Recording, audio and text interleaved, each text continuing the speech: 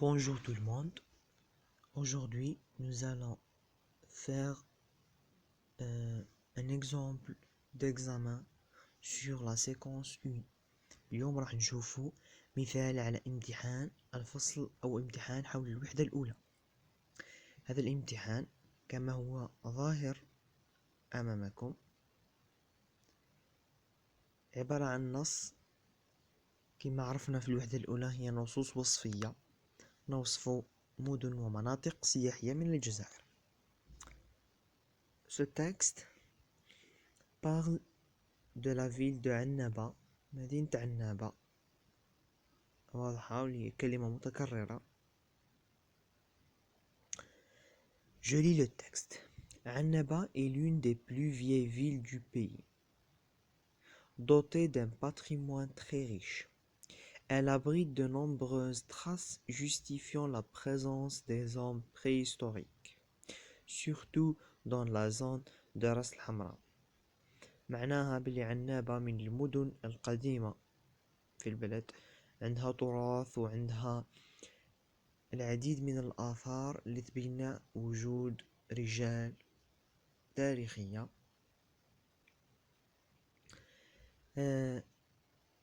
إذا عدنا تحديدا في أي منطقة، وهي منطقة راس الحمراء. هذه يعني المنطقة هذه هي اللي فيها هذه الأشياء. De nos jours, c'est une ville prisée possédant un magnifique front de mer, une corniche et un centre-ville branché où vous pourrez voir quelques édifices datant de l'ère coloniale française et en dehors de la ville des vestiges romains. Alors, قلنا de nos jours, c'est une ville prisée possédant un magnifique front de mer, une corniche et un centre-ville branché où vous pourrez voir quelques édifices datant de l'ère coloniale française et en dehors de la ville des vestiges romains. عندنا بعض الكلمات مثلا des édifices هي البنايات، يعني هذه المدينة في الحاضر الآن فيها الأخر بنايات من العهد الاستعماري الفرنسي، فيها بقايا من الآثار الرومانية. بعدها deuxième paragraphe, paragraphe 2. À Annaba, ne manquez pas de visiter l'église de Saint-Augustin d'Hippone.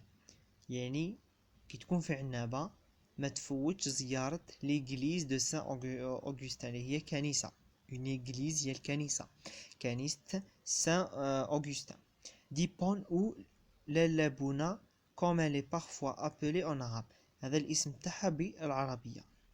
C'est une très belle église et juste derrière elle، هنا قالنا بلي c'est une très belle église ومن بعدها et juste derrière elle se trouvent des ruines romaines كانوا آثار رومانية. Autour d'Annaba يعني حول عنابة il y a quelques endroits intéressants à visiter. هناك العديد ولا بعض المناطق اللي تستاهل يعني الزيارة. سمى لنا مثلا سيرايدي un petit village dans les montagnes، هي مدينة صغيرة في الجبال. Où vous tutoierez les nuages et vous aurez à profiter d'une vue imprenable sur عنابة. يعني في هذه المدينة نوصلوا نقدروا حتى يعني نلمسوا الغيوم، وأيضا تكون عندنا نظرة جيدة لعنابة، يعني بأكمله نشوفوا عنابة كامل. Une expérience à faire ne serait ce qu'une fois. Derrière les montagnes يعني وراء هذه الجبال vous trouverez la plage جنان الباي. نشوفوا شاطئ جنان الباي appelée également la plage de Siraidi. هي اسمها la plage de Siraidi. Probablement la meilleure plage à Annaba. Et un pur moment de plaisir pour les estivants. شكون هما les estivants؟ هما المصطافين يعني اللي يجوا في الصيف جاي من été. Qui peuvent jouir de son sable blanc lumineux loin de l'agitation de la ville. يعني يستمتعوا، اللي يستمتعوا jouir هو الاستمتاع، يعني المصطافين يستمتعوا بالرمل الأبيض يعني il est brillant, lumineux, loin de l'agitation de la ville. يعني بعيدا عن صخب المدينة. Enfin, une visite à Annaba n'est pas complète sans visiter ces restaurants chics situés presque exclusivement sur la corniche et près des plages principales. يعني قالك زيارة لعنابة ما لا تكتمل إلا بزيارة المطاعم تاعها كما يقولوا الراقية ولا الأنيقة شيك اللي تكون في لا كورنيش ولا في لي بلاج. Ainsi, maintenant ainsi, c'est la fin du texte. Ainsi, la journée s'achève dans une ambiance typiquement méditerranéenne. يعني النهاية أو اليوم la journée ينتهي أو يكتمل se termine ولا fini s'achève معناتها dans une ambiance typiquement méditerranéenne يعني في متعة متوسطية. D'après site touristique Citisme عنابة tourisme c'est un texte adapté يعني نص مقتبس بتصرف بطبيعة الحال. الآن أول شيء نلاحظوه بعد ما نقراو النص، نتوما كي تقراو النص لازم تقراوه مرات ومرات باش تفهموه، لأنه أنا قريته مع الشرح، ولكن نتوما لازم تقراوه من قبل وتبداو تحلوا فيه كلمة بكلمة. الكلمة اللي ما فهمتوهاش تحاولوا تلقاو لها المعنى، والمعنى نتاع هذيك الكلمة نقدروا نلقاو المعنى دون لو كونتكست يعني في السياق. يعني مش مثلا تهزيت كلمة فيزيتي نو نو نشوفوا مثلا كلمة هكا صعيبة، نروح نشوف هذيك الجملة هذيك الكلمة موقعها من جملة، نقرا الجملة كاملة ونشوف اسكو فهمت معنى هكا الجملة، معنى مقرب الجملة خلاص. مش شرط لازم كل كلمة لازم نعرفها من معناها، لا، لأنه يهمنا لو كونتكست، يهمنا المغزى سياق النص وش هو معناه. قال الجملة كاملة وش راهي تقول لنا. احنا ما نشرحوش النص مو طامو يعني كلمة بكلمة. الآن واش راح نديرو بعد ما نقراو النص؟ نروحو نشوفو نديرو ليتود دو باغاتكست، نروحو نشوفو لو باغاتكست تاعنا واش فيه، اسكو التكست عندو نص ما عندوش، شحال لي باراغراف، واش هي لا سورس، نروحو نشوفو لو فوكابولير دو لارغومونطاسيون. علاه لو فوكابولير دو لارغومونطاسيون؟ على خاطرش سي ان تكست ارغومونطاتيف. شكون اللي قال بلي التكست ارغومونطاتيف؟ لانه اول شيء رانا في الوحده رانا في السنه الرابعه، يعني اللي غير لي تكست ارغيومونطاتيف، هذه اول شيء كمعلومه يعني نهزها في راسي. في السنه الرابعه نلقى غير تكست ارغيومونطاتيف، وما حنا درك ما نقولوش تكست ارغيومونطاتيف، نقولوا تكست مثلا كيما هنا ديسكريبتيف افيزي ارغيومونطاتيف، يعني لا فيزي ولا لوبجيكتيف دو لوتور.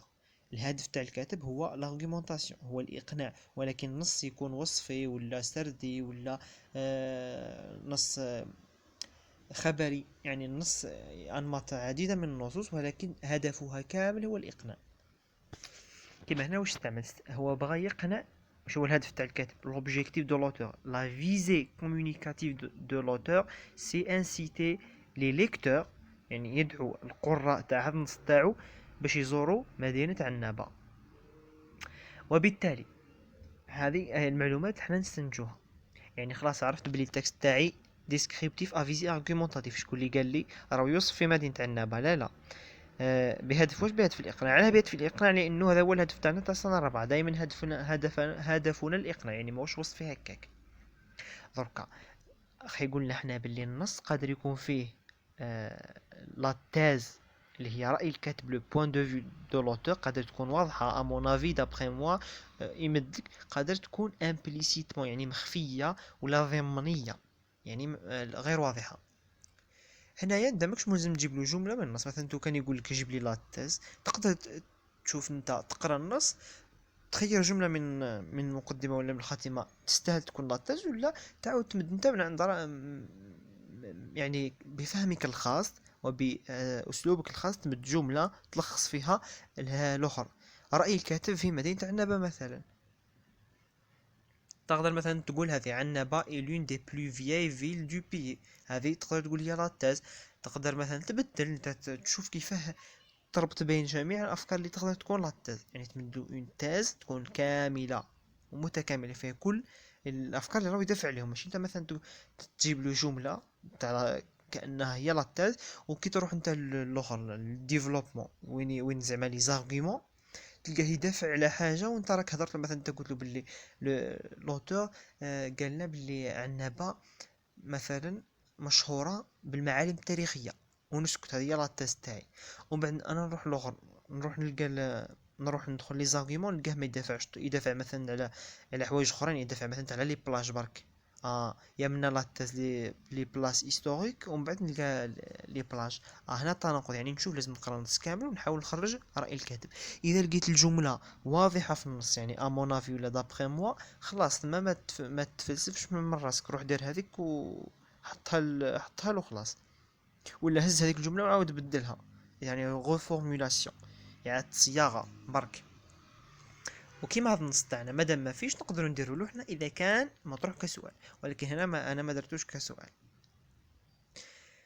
اذا عندنا اول شيء، اول ملاحظه، لو تكست ما عندوش عنوان، الي سون تيتر. خلاص. منين جبناه؟ من ان سيت توريستيك، جبناه من موقع سياحي. درك نبداو بلي كيستيون، نقراو لا كيستيون ونشوفو في النص. نبداو كومبريهنسيون دو ليكري، عليها 13 نقطة. فهم النص فيها 13 نقطة، عليها 13 نقطة، وهذه دائما في شهادة التعليم 13 نقطة، ما تبدلش، ماهيش 14. هي نورمالمون في البروميير اني في السنة الأولى متوسط تكون 15، ومن بعد تولي 14 في السنة الثانية، ومن بعد السنة الثالثة السنة الرابعة تكون 13. 13 نقطة. أول سؤال: quelle est la région décrite dans ce texte؟ quelle est la région décrite dans ce texte؟ كان تلميذ ما يفهمش الفرنسي، ما يفهمش وش هذه. قالك ريجيون حنا دايما نقولوا ريجيون دايما من اللي بدينا سيكونس اون نقولوا ريجيون معناتها منطقه، معناتها مدينه، فهمها كيما بغيت. ديكريت، روح لي هذا ديكريت، منين جات ديكريت؟ هي جات من ديكرير، ديسكريبسيون، وش هي؟ وصف. معناتها يقولوا وش هي المدينه اللي راه يوصف فيها الكاتب. انا وش المدينه اللي نهضر عليها؟ باينه متكرره دائما، هي عنابه. بنقول وشوفوا الاجابه لازم تكون دائما اجابه متكامله، ما تكتبليش واحد عنابه وتخلي لي هنا دي 0.5 اذا كان عليها نقطه، لانه اجابه ناقصه. تقول لا ريجيون ديكريت دون سو تكست اي اس تي عنابه، ولا لا فيل دو عنابه، كيما بغيت. نفوتو لا دوزيام كيسيون، recopie la bonne réponse، يعني خير الإجابة الصحيحة. لو تيب دو سو تكست لو تيب، لو تيب أنا خرجته قبيل من الملاحظة نتاع النص. قال descriptif à visée argumentative, explicatif à visée argumentative, narratif à visée argumentative. Alors c'est un texte descriptif à visée argumentative. Passons à la troisième question. سؤال الثالث: autour d'Annaba, il y a quelques endroits intéressants à visiter. Cite-les. قال لك حول عنابة. شوف هذه الجملة autour d'Annaba, il y a quelques endroits intéressants à visiter. اللي قرا النص مليح يتفكر بلي هذه الجملة لقيناها في النص. خلاص، يعني حتى إذا كان ما فهمش النص، هذه الجملة كانت في النص، روح هزها حوس عليها في النص. كاينة في الباراغراف Paragraphe 2, la ligne 3. Autour d'Annaba, il y a quelques endroits intéressants à visiter. Deux points راهو يسمي فيهم. انا واش قال لي السؤال؟ سيت لي. لو فيرب سيتي معناتها اذكرهم، عددهم. خلاص، نقطتين، هذوك النقطتين ونبدا نهز. سيرايدي، انا كي تقول تقول لي سيرايدي وتحبس بلا ما تكمل الوصف تاعو. هو قال لك سيرايدي ان بتي فيلاج دون لي مونتاني où vous tutoierez les nuages et vous aurez à profiter d'une vue imprenable sur عنابة. هذه كامل تقدر تنحيها، تكتب لي فقط سيرايدي صحيحة. نكملوا. une expérience à faire ne serait-ce qu'une fois. هنا ما زدتش تسمى مناطق أخرى. derrière les montagnes معناتها وراء الجبال، يعني راح يزيد يسمي لي مناطق أخرى. يعني هنا نبدأ نكتب منها derrière les montagnes vous trouverez la plage جنان الباي. تقدر تكتب لي فقط la plage جنان الباي وتنحي derrière les montagnes vous trouverez. appelez également la plage de Seraidi، ما تهمناش probablement la meilleure plage. نكملوا ما نلقاو والو، يعني واش سمى لي وش هما لي بلاص. سيرايدي الى لا بلاج دو جنان الباي، هادو هما لي دو. انا بغيت هاد زوج كلمات. انت تقدر تكتب لي، تبدا تكتب لي من سيرايدي حتى لاجيتاسيون دو لا في، تكتب لي هاد الباراغراف كامل تكتبه لي صحيح. انت الافضل كتبه هكا باش تفاد على روحك، ما تقول نسيت. بصح اللي يفهم يحاول يكتب فقط واش مطلوب منه، الاجابه على قدر السؤال. بصح حنايا في هذه الاسئله محسوب تاع الفهم هذوك يقول لك سميهم لي، تقدر تكتب له باراغراف تما تبدا له من النقطتين حتى النهايه نورمال، هكا باش تتفادى تنسى. لانه هاد الزيادات اللي انا نحيتهم، هذوك الزيادات تقدر تحطهم على لانهم عباره عن وصف لهذيك المناطق اللي يبحث عليهم السؤال. بس كانت هذيك الزياده حاجه اخرى خارجه عن الموضوع تعتبر خطا، راك تجاوب بطريقه خاطئه. يعني لازم تخدم شويه راسك. نكملو. السؤال الرابع غيبون باغ في او فو. هذا سؤال تاع لا روتين، سؤال روتيني دائما يكون. إجابة بصحيح أو خطأ. إجابة بصحيح أو خطأ. واش نديرو؟ الطريقة نهز الجملة نحوس عليها في النص، لقيتها ما لقيتها هي نفسها ولا عندها معنى كقريب فغي، ما لقيت الضد تاعها نقول فو. وحتى إذا كان ما لقيتهاش نقول فو. كيما في لونجلي خي عندكم true false not mentioned. حنا هنا ما عندناش not mentioned، ما عندناش non mention، يعني عندنا يا فغي يا فو، يعني يا تكون يا ما تكونش. يعني اذا كان يمدك حاجه غلطه ولا يمدك حاجه ما كاينش في النص اصلا، هذو في زوج نكتبوا لهم فو، والحاجه اللي صحيحه نكتبوا لها فغي. نبداو. cette région est une ville côtière. روحوا اذا كان لقيتو هنا في النص كلمه une ville côtière، ما كانش une ville côtière. تعرف انت لازم هنا تكون شويه تدخل ثقافتك، هذه لازم كلمات تهز. لا فيل كوتيير. كوتيير جات من لو مو كوت. ضربت معلوماتي. كوت انا وين سمعت كوت؟ سمعتها مثلا يجي واحد تلميذ يقول كوت، نعرفو كوت نقولو كوت ديفوار. وش هي كوت ديفوار؟ كوت ديفوار بلد افريقي بالعربيه ساحل العاج. كوت معناتها ساحل. اون فيل كوتيير معناتها مدينه ساحليه. خلاص تقدر تربط معلوماتك السابقه ولا تكون تعرف اصلا الكلمه. الوغ اون فيل كوتيير هي مدينه ساحليه. هنا عندنا مدينة عنابة. مدينة عنابة مدينة ساحلية. في النص كانت الإجابة. وين ديك الإجابة؟ قالت لك في إجابة في السؤال الثالث. دي زوندغوا. واش سمينا في لي زوندغوا؟ قلنا لا بلاج دو جنان الباي. لا بلاج هي الشاطئ. وين نلقاو لا بلاج؟ اون تروف لا بلاج دون لي فيل كوتيير. Alors, c'est vrai. Deuxième, Seraïdi est situé au centre-ville de cette région. Seraïdi est situé au centre-ville de cette région. نروحو نحوسو وين لقينا سيرايدي. سيرايدي un petit village dans les montagnes où vous tutoierez les nuages et vous aurez à profiter d'une vue imprenable sur Annaba. ما كانتش سونتر فيل. اخي ما ذكرناش هنا سونتر فيل، معناتها سي فو، نقولو فو. alors Annaba Seraïdi n'est pas situé au centre-ville de cette région, il est situé dans les montagnes. هنايا فو. Troisième phrase. L'Ellabuna est le nom de la meilleure plage qui se trouve dans cette région. l'Ellabuna. نروح نشوف l'Ellabuna وين لقيناها في بداية الباراغراف 2. Ne manquez pas de visiter l'église de Saint-Augustin ou l'Ellabuna. l'Ellabuna وش هي؟ c'est une église كنيسة. هو قال لي سي la meilleure plage. la meilleure plage لا la meilleure plage مش l'Ellabuna، هي جنان الباي. alors c'est faux. l'Ellabuna c'est une église كنيسة. إذا vrai faux faux. تبقى لنا الأخرى جنان الباي إلى بلاج دو سيرايدي. نروح نحوس على جنان الباي نلقاها لا بلاج جنان الباي ابولي ايغالمون لا بلاج دو سيرايدي. قالك هو جنان الباي إلى بلاج دو سيرايدي. لقيت هاد الجملة في النص معناتها سي فغي. يخرجوا لنا فغي فو فو فغي. On passe à la question numéro 5. فوتو السؤال رقم 5. Complète ce tableau avec. عندنا هذا الجدول فيها l'ancienne عنابة القديمة وعنابة actuellement. Un magnifique front de mer. Des hommes préhistoriques. راس الحمراء لا كورنيش. هذه الكلمات وين شفناهم في المقدمة. روح نرجع للمقدمة. قالك لونسيان عنابة يعني هذو كانوا في عنابة القديمة ولا في عنابة الحالية. وانا وين عن بالي نروح نشوف النص نقرا المقدمة. شوفوا هنا لقينا واحد الكلمة دو نو جور، يعني في ايامنا الحالية. معناتها كي يقول لي في ايامنا الحالية معناتها سي عنابة اكطويلمون. نشوف في عنابة اكطويلمون هذه نشوف وراهم الكلمات اللي كانوا في هذوك الربعة. De nos jours, c'est une ville prisée possédant un magnifique front de mer. كانت لتحت un magnifique front de mer، يعني كانت في عنابة actuellement. نحط الجملة الأولى l'expression الأولى un magnifique front de mer نحطوها في عنابة actuellement. نفوتو الحاجة الثانية نكملو نقراو. possédant un magnifique front de mer une corniche. كانت لا كورنيش هنا، حتى لا كورنيش حطها في عنابة actuellement.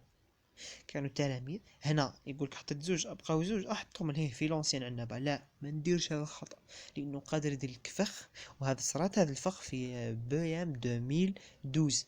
بيام 2012 مدولهم وقت هذاك تاع في لا روسي سيبيريا ولا المهم فيها هكا فيها اظن في دو بي ام 2012 ولا ما جاتش طول. المهم كان هذا الفخ يصرى هو يعني في العاده يصرى، اذا ما صراش من قبل يقدر يصرى في لي بي ام اللي راهم جاو يمد لك ربعه وحده خانه دير فيها ثلاثه وخانه دير فيها وحده، اللي مش شرط يكونوا زوج ولا فغي فو تقول لي لازم زوج فغي زوج فو، لا لا، قادر يكونوا كامل فو ولا كامل فغي. حنا نعتمدوا على الصحيح، ما نعتمدوش على التخمين. بقاو لي زوج راس الحمراء دي زون بريستوريك، ديجا نقرا الاولى دي زون بريستوريك معناتها رجال من التاريخ، رجال من التاريخ. وراح نلقاو عنابة تاع درك ولا عنابة تاع بكري، عنابة تاع بكري التاريخ. الوغ دي زون بريستوريك كانت في لونسيان عنابة. بقات لي راس الحمراء، نروح نشوف راس الحمراء. اذا كان شفيتو كي كنت نشرح نص واش قلنا. نبداو نقراو من بداية نص. عنابة اي لون دي بلو فياي فيل دو بيي. فياي فيل معناتها يهضر هنا على عنابة بكري. Dotée d'un patrimoine très riche, elle abrite de nombreuses traces justifiant la présence des hommes préhistoriques. خلاص préhistorique درناها احنا من بكري. Surtout dans la zone de راس الحمراء. يعني هذو كامل هذو الحوايج تاع بكري هذو وين راهم؟ كانوا في لا زون دو راس الحمراء، يعني راس الحمراء كانت في لونسيان عنابة. الوغ راس الحمراء دي زون بريستوريك في لونسيان عنابة. ان مانيفيك فرون دو مير لا كورنيش نحطوهم في خانة عنابة اكتويلمون. Très très facile. Sixième question. Relève la conclusion de ce texte. La conclusion, oui, je finis à la conclusion. La conclusion, je finis à la structure du texte argumentatif. في هيكلة النص ولا نقدر أيضا نكون لقيناها في الآخر في le vocabulaire de l'argumentation. هي أيضا مفردة من مفردات l'argumentation. كيف نديرو هذوك؟ لا conclusion هي الخاتمة. قلنا غالبا باش تبدا. بقى لنا هذا ما ذكرناش، أنا ما ذكرتوش في الدرس اللي هو انسي. حنا ذكرنا enfin finalement كان انسي كان دونك و الوغ. هادو الثلاثه راني ما ذكرتهمش انا في الدرس، هزوهم بعين الاعتبار. انسي الوغ دونك هادو ايضا نستعملوهم في لا كونكلوزيون. لقيت انسي هذيك الجمل الاخرى كامل هي لا كونكلوزيون، هزها من انسي حتى العلامه تعجب كامل كونكلوزيون. ديجا نضرب النقطه بلا ما تتعب، يقول لك تسمى حاجه واضحه كونكلوزيون لا انتروداكسيون. انتروداكسيون تهز هذيك الفقره الاولى كامل. نفوتو question 7. السؤال السابع. C'est une ville possédant un magnifique front de mer qui fait le privilège le privilège de cette région. Qui fait السؤال واش قال؟ Quelle est la nature de la proposition soulignée? Par quoi est-elle introduite? هنا قاعد حنا رانا في الوحده الاولى قرنا فرد بروبوزيسيون، يعني باين كامل تقدروا تجاوبوا بروبوزيسيون سوبوردوني ريلاتيف. ولكن انا علاه لانه لقيتها تبدا بكي. ديجا جاوبت على السؤال الثاني. باركوا ايتال انترودويت معناتها قلنا نقولوا حاجه الي انترودويت با يعني تبدا ب حاجه اللي تبدا بها. باش تبدا قلنا سميناها اخي، قلنا انا في الدرس قلت لكم باللي علاه سموها بروبوزيسيون سوبوردوني ريلاتيف. سموها ريلاتيف على خاطرش تبدا الي انترودويت بار ان برونون ريلاتيف. يعني جاوبت على السؤال الثاني نقولوا الي انترودويت بار ان برونون ريلاتيف. السؤال الاول بروبوزيسيون سوبوردوني ريلاتيف. اللي شافوا الدرس عندي يقدروا هنا يهز الجمله سي une ville possédant un magnifique front de mer qui fait le privilège de cette région. جمله سي une phrase complexe، جمله مركبه فيها زوج افعال اللي هو في وعندنا est هذو. وهنا نشوف بلي باش مربوطين بكي اللي هي برونون ريلاتيف. الو سي طريقه لا سوبورديناسيون وتقسمهم. نبداو من كي وروح هذيك نسميوها سوبوردوني والاخرى نسميوها برينسيبال. انا واش همني قال لي اللي سطر تحتها سطر لي على كي وما وراءها. الو سي بروبوزيسيون سوبوردوني ريلاتيف. راح يصرى لنا من بعد في لا سيكونس 2 خلل بسيط واللي هي نزيدو نقراو وحده على كومبليتيف تشبه لا ريلاتيف شويه. الفرق بيناتهم راح نعرفوه من بعد. لحد الان هذا السؤال سهل. Alors la nature de la proposition soulignée est proposition subordonnée relative. Elle est introduite par un pronom relatif.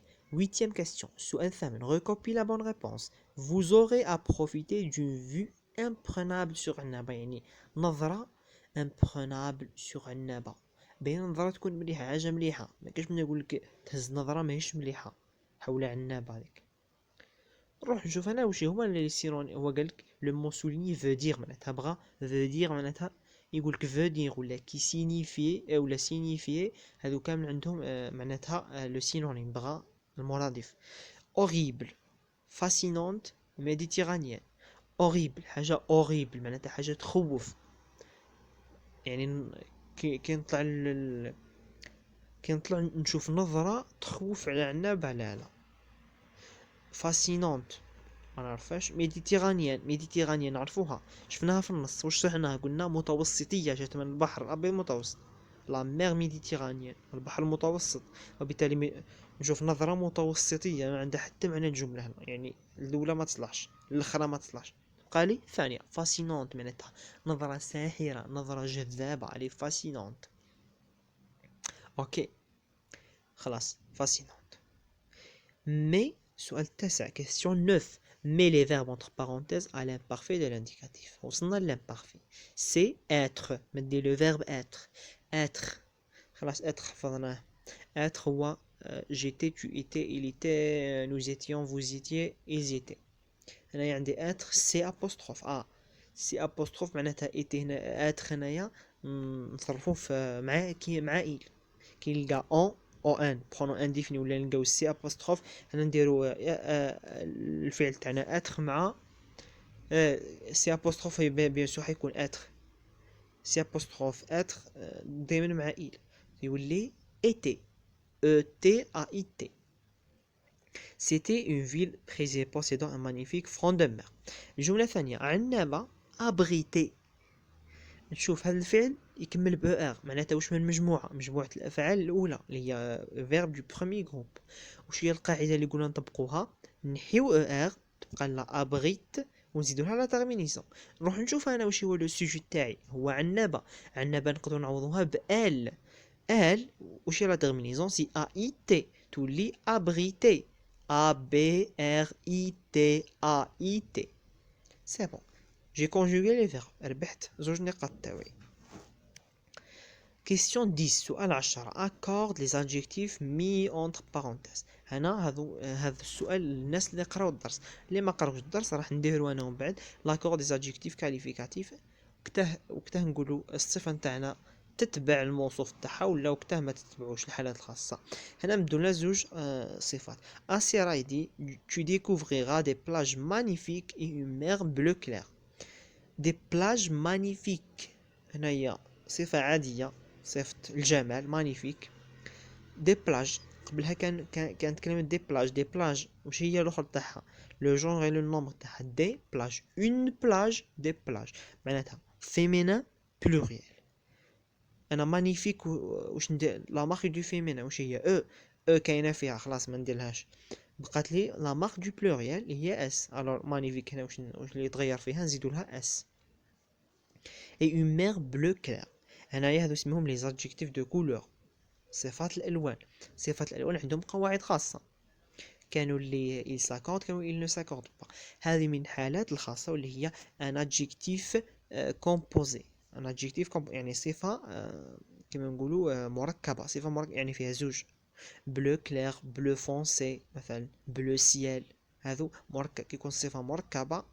هنايا il ne s'accorde pas، نخليوها كبلو كلير ما نزيدولهاش. قادر واحد يقولك اون مير اون نزيدو او اون مير كلير بلو يدير لها او وكلير يدير لها او ولا يدير الوحده منهم، لا ما هنا ما يتغير. كي تكون عندي صفه مركبه محسوبه هذه صفات الالوان les adjectifs de couleur composés ne s'accordent pas avec le nom qu'ils qualifient. خلاص هذا السؤال 10. بقى لنا السؤال 11 اللي هو السؤال ايضا سؤال روتيني اللي هو propose un titre attractif au texte. نص جذاب للنص، لي عنوان جذاب للنص. العنوان اللي نقدر نقترحه هنا مثلا نقولوا بأبسط شيء. شوف أبسط شيء تروح تقول عنابة، خلاص عنابة تضمن نص نقطة تاعك ولا نقطة تاعك، خلاص ما تفلس، لأنه قادر تبغي تتفلسف وتزيد من عندك وتضر ناس. مثلا واحد يجي يقولك عنابة إلون دي بلو فيل دي بلو فيي فيل دو بي، يكتب لها الجملة كاملة هي نص، ماهيش نص. النص قلت لك انا النص، ما قلتلكش لو تام، ما قلتلكش الموضوع، ما قلتلكش فكرة عامة باش تمد لي في جملة. العنوان يكون كلمة، كلمتين، ثلاث كلمات على الأكثر. في بعض الأحيان مثلا كيما لو في ديفير، المقال الصحفي هذوك اللي لقيناهم فاهم، لو في ديفير اللي شفنا في لا تخوازيام اني، ثم مثلا يحتاج انه نديرو فيه يكون عنوان طويل، ولكن في هذا النصوص غالبا يكون عنوان كلمتين ثلاث كلمات خلاص. عنابة، ولا نقول لا فيل دانابا، نقول عنابة لا ميرفيوز، نقول على ديكوفيرت دو عنابة كيما شفنا حنا في التكست تاعنا في القسم، شتو على ديكوفيرت دو عنابة. لا تقولوا على ديكوفيرت دو لالجيري، لا تقولوا على ديكوفيرت دو دانابا. هذو هما العناوين يعني بسيطة خلاص. هنا كملنا، تبقى لنا سيتواسيون دانتيغراسيون. وضعية دمجية. الوضعية الدمجية أنا هنا تعمدت ودرت لكم وضعية غيديج ان كور باراغراف، دير باراغراف، ولكن نتوما تقولوا حنا لا سيكونس اون قالنا غيديجي لانتروداكسيون. وي انا علاه درت هكا لانه هذا لو سوجي يعني منا مثلا نفوتو دركا نوصلوا منا لمارس. مارس تكون راك توجد البيام، توجد المراجعة النهائية، تعاود تحل هذا الموضوع، تحلو وحدك. كي تحلو توصل لوضعية اني ندير لك موضوع تقدر تعبر عليه انت في لحد الان. كي تقراو هذه الوضعية تقدروا وحدكم تحاولوا. قالك ليتي باسي pendant les vacances tu as visité avec ta famille une région qui t'a énormément plu. زرت منطقة في الصيف عجبتك، قالك اوصفها لنا باش زملائك تدعوهم الى زيارتها. هنايا نتوما واش ملزمين تقدروا ديروا لحد الان كي تفرجوا هذا الفيديو، تقدروا تحاولوا في التعبير ديروا فقط لانتروداكسيون، ديروا لانتروداكسيون تاع لو تكست برك، ما ديروش ديفلوبمون، ما ديروش كونكلوزيون. خلاص هو قالك بوغ انسيتي معناتها راك تدافع على مدينه انت خير، تقدر تستعمل ان باساج ناراتيف. واش هو لو باساج ناراتيف يا اخي؟ قلنا هو